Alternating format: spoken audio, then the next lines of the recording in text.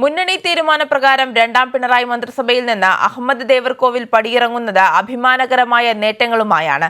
വിഴിഞ്ഞം അന്താരാഷ്ട്ര തുറമുഖത്ത് ആദ്യ കപ്പൽ എത്തിക്കാനായതും LDF പ്രകടന പത്രികയിലെ വാഗ്ദാനങ്ങളിലൊന്നായ മ്യൂസിയം സൗഹൃദ സമിതി രൂപീകരിച്ചതും മന്ത്രി എന്ന നിലയിലെ അദ്ദേഹത്തിന്റെ മികച്ച നേട്ടങ്ങളിൽ ചിലതാണ്. പ്രകൃതി ദുരന്തവും കോവിഡ് മഹാമാരിയും 100 ദിവസത്തിലധികം നീണ്ട സമരങ്ങളും പാറയുടെ ലഭ്യതക്കുറവും ഉൾപ്പെടെ പലതായിരുന്നു വിഴിഞ്ഞം തുറമുഖ നിർമ്മാണത്തിനിടയിലെ പ്രതിസന്ധി. 2021 രണ്ടാം പിണറായി സർക്കാർ അധികാരത്തിൽ വരുമ്പോൾ പുലിമുട്ടിന്റെ നീളം കേവലം 650 മീറ്റർ മാത്രം. 55 ലക്ഷം ടൺ പാറ ഉപയോഗിച്ച് 2960 മീറ്റർ പുലിമുട്ട് നിർമ്മാണം അതിശയിപ്പിക്കുന്ന വേഗത്തിൽ പൂർത്തിയാക്കി. പ്രതിസന്ധികൾക്കിടയിലും വിഴിഞ്ഞത്ത് ആദ്യ കപ്പൽ എത്തിക്കാൻ കഴിഞ്ഞു എന്നതാണ് മന്ത്രി അഹമ്മദ് ദേവർകോവിലിന്റെ അഭിമാന നേട്ടം. LDF ആണ് തീരുമാനിക്കേണ്ടത്. LDF ആണ് എന്നെ മന്ത്രിയാക്കിയത്. LDF ആവശ്യപ്പെട്ടാൽ ഒഴിയും. ടേം പൂർത്തിയാക്കി നന്നായി തന്നെ ഈ പീരീഡുകളിൽ നന്നായി വർക്ക് ചെയ്യാൻ കഴിഞ്ഞു. വളരെ സന്തോഷത്തോടുകൂടിയാണ്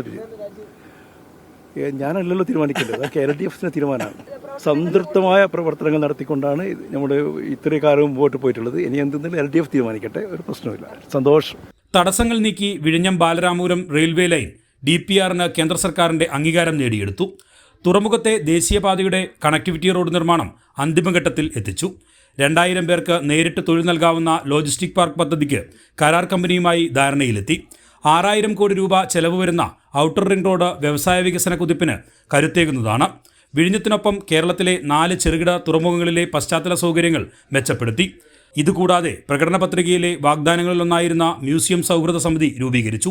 പ്രവാസികളുടെ യാത്രാപ്രശ്നങ്ങൾക്ക് പരിഹാരം കാണാനുള്ള UAE കേരള കപ്പൽ സർവീസിന് ഉടൻ തുടക്കമാകും.